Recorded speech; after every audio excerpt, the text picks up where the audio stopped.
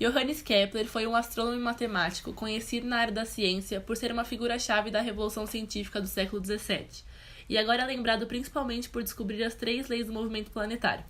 Ele também fez um trabalho importante na ótica, descobriu 2 novos poliedros regulares, deu a primeira prova de como os logaritmos funcionaram e elaborou um método para encontrar os volumes de sólidos. Além disso, ele calculou as tabelas astronômicas mais exatas até então conhecidas, cuja precisão contínua fez muito para estabelecer a verdade da astronomia heliocêntrica. Kepler nasceu prematuro, com 7 meses, em 27 de dezembro de 1571, na Alemanha. Seu pai era um soldado mercenário e sua mãe, filha de um albergueiro. Seu pai foi para a guerra quando Johannes tinha 5 anos e acredita-se que morreu lá. Quando criança, Kepler morava com sua mãe na pousada do avô. Sua educação inicial foi em uma escola e em seguida em um seminário nas proximidades, a partir do qual se inscreveu em uma universidade. Era habitual que todos os alunos frequentassem cursos de matemática, incluindo as ciências matemáticas, aritmética, geometria e astronomia. A astronomia ensinada a Kepler foi, é claro, a astronomia geocêntrica, que é a versão atual do sistema de Ptolomeu, que estava mais ou menos de acordo com as noções atuais da física, embora houvesse dificuldades. Publicado em 1597, Mysterium Cosmographicum foi o primeiro trabalho de Kepler como astrônomo. Defende que o número de planetas e a dimensão de suas órbitas podiam ser facilmente compreendidas. Kepler enviou seu trabalho para um dos principais astrônomos da época, Tycho Brahe, que o contratou como seu assistente.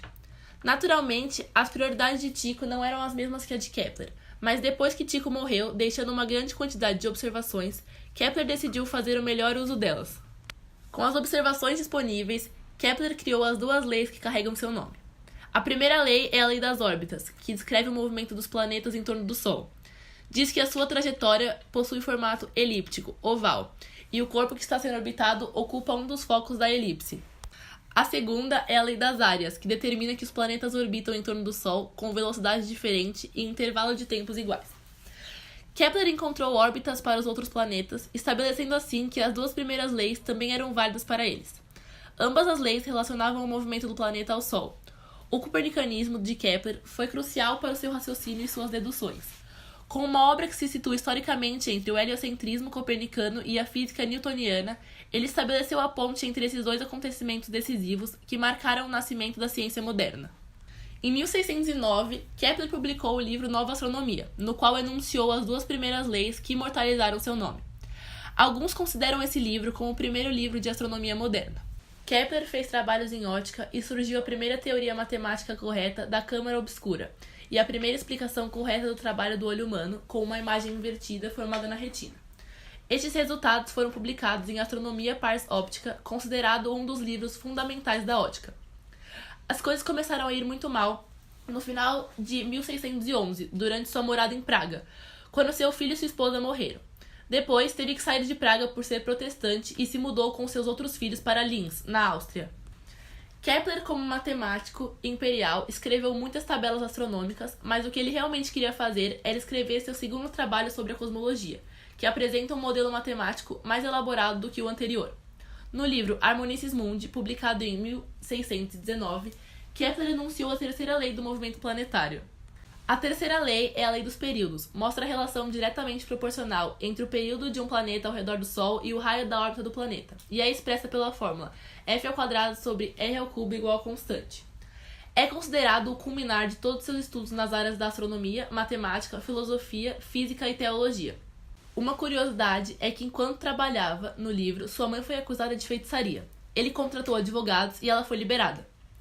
Como a maioria das pessoas de sua época, Kepler aceitou o princípio da astrologia, que os corpos celestes poderiam influenciar o que aconteceu na Terra, mas como copernicano, ele não acreditava na realidade física das constelações. Sua astrologia foi baseada apenas nos ângulos entre as posições dos corpos celestes. Ele expressa total desprezo pelos complicados sistemas de astrologia convencional. As suas crenças religiosas estavam ligadas à corrente do luteranismo ortodoxo. A intolerância religiosa desafiou nos anos seguintes. Kepler foi excomungado em 1612 e isso lhe causou muita dor. Ao longo de sua vida, Kepler foi um homem profundamente religioso. Todos seus escritos contêm inúmeras referências a Deus e ele viu seu trabalho como um cumprimento de seu dever cristão de entender as obras de Deus.